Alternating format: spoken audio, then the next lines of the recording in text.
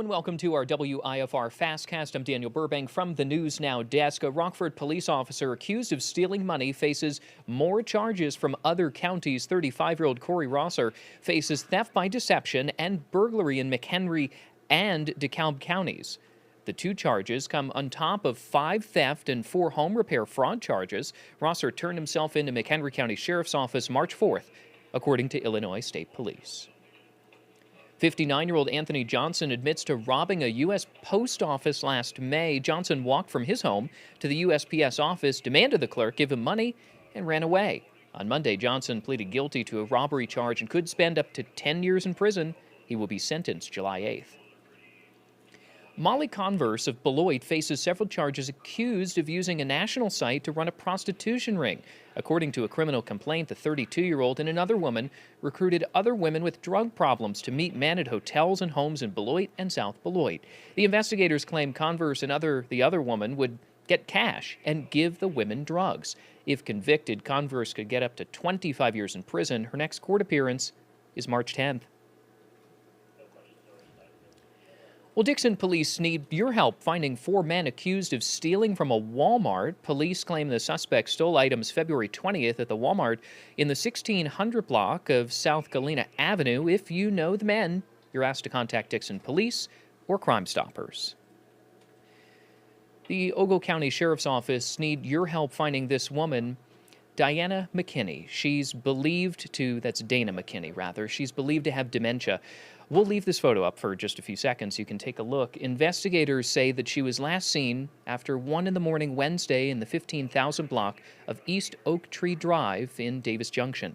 She was wearing an off-white coat and gray joggers. She's 5'7", 170 pounds, and has long hair and glasses.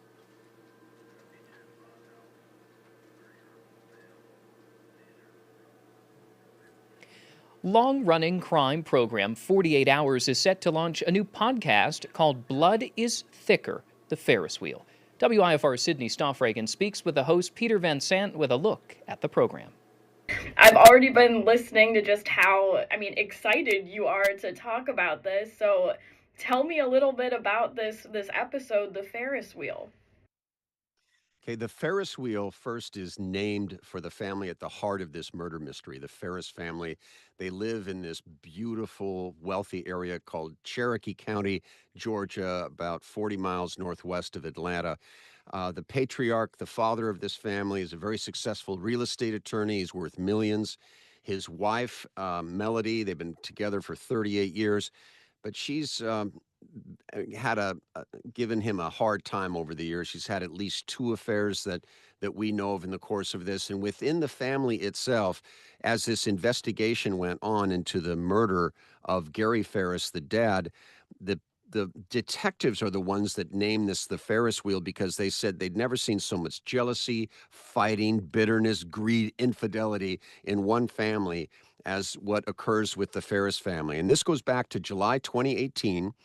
Gary Ferris is all of a sudden not answering his cell phone. He's known as Big Daddy. He weighs 300 pounds. And one of his sons on this 10-acre property, Scott, and his wife, Melody, are looking for them. They discover some bones in a burn pile because Big Daddy liked to burn stuff all the time in this pile. And his wife thought, well, maybe that's the remains of some goat that died. And the other son says, those look human to me. I'm going to call 911. Well, experts came out. They discovered that they were human bones. And then, intriguingly, they found a .38 caliber bullet in one of the ribs. And suddenly they realized this is the remains of Gary Ferris, the dad. Who killed him and why? Eventually, it's about a year-long investigation. Melody is charged with his murder, but it's a circumstantial case. There's no witness. There's no DNA evidence that's really damning. And there is just nothing that says definitively that she did this. And she argues in court, she weighs 115 pounds.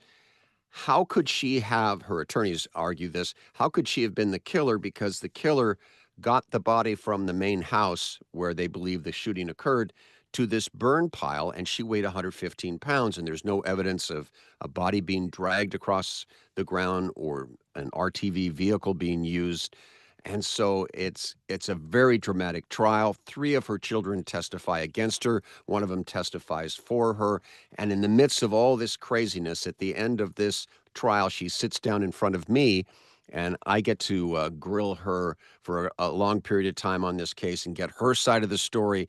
Also challenge her about some of her behavior during the course of all this, because she had a lover on the side, a guy named Rusty Barton, who plays a big role in this case, and they were planning a life together. They'd look at wedding rings together. Was that the motive? Did she, in fact, kill her husband to be with Rusty? All of that is in this six-parter that has everything a true crime person would ever want in a story, including this dramatic interview with Melody that I was the only one that managed to get it, and also an interview with the son Scott, who she accuses of being the killer. And that's the Ferris wheel, and it spins and spins, this tale of intrigue that leads to death. What really stood out to you in your conversation with Melody? Oh, she is she's tough as nails. She's self-absorbed, and she is angry. That's the thing that really stood out. She sits down, and the things she says about her own son, about her children, she felt that three of them were leeches, just using their father for money. There's all this animosity, and she swears that she had nothing to do with this killing. The evidence, though, during the course of this trial is fascinating, and one of the things that is significant is they have a data expert, a cell phone expert, who claims that uh, Big Daddy, that's the victim's nickname, Gary Ferris's cell phone, somehow at a time in which they believe he was dead, makes its way from the main house to the burn pile and back.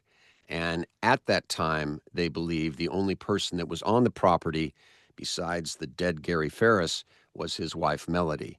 And is that strong enough evidence to get her convicted in this case?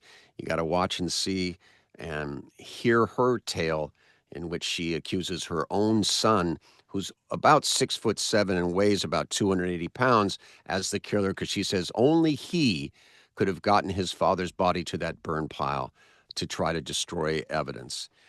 They go back and forth. It is a fascinating tale and a real look at the dark side of human nature. The last thing I wanted to ask you is just, I mean, you've covered so many cases over the years. What is it about this one that was so intriguing to you? There was a personal side to it. I lived in Georgia for 6 years. I know this area, so that really interested me. But once you get into the thicket of all this and the accusations back and forth and the tragic family dynamic within the Ferris family, it is just an irresistible story. It has it all. We say this from time to time, and it really is applicable here, that if a screenwriter took this to a Hollywood producer, they'd say, "Get out of here. I want something that's real." Well, this is real, and it is like a movie to watch this story unfold, and it's all true.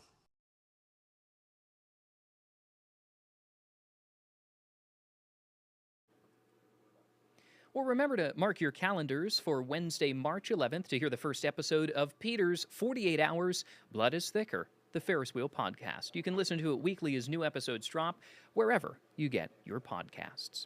U.S. Defense Secretary Pete Hegseth says Wednesday more U.S. bombers are arriving in the Middle East as the U.S. and Israel intensify military action in Iran. Hegseth said the U.S. Air Forces will soon have complete control over Iranian airspace. The comments come as an effort by some lawmakers to deny the Trump administration from using additional force against Iran. The Senate is set to vote on a war powers resolution. It is expected to fail in the Republican-controlled chamber. You don't have to authorize military operations.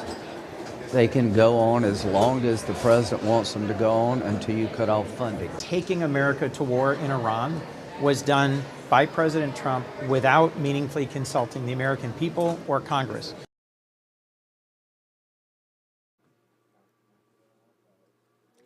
Illinois Governor J.B. Pritzker asks U.S. Secretary of State Marco Rubio to take federal action to prevent Americans stuck in the Middle East. Pritzker calls on the State Department to use charter flights, military aircraft to help Americans trying to leave. He also urges clear guidelines to Americans living in the Middle East on how to register for flights or transportation. A new data center could come to the city of Rockford, and it sparks outcry from neighbors. So Nathaniel Langley has a preview of tonight's story. Hey folks, WIFR's Nathaniel Langley here, and today I'm looking over at the 1,100 acres that Monarch Energy wants to build a data center on in South Rockford. But people who live right up against the property see that project as a threat against their slice of paradise. Be sure to tune in later today in WIFR and catch it on WIFR.com as we look into this project.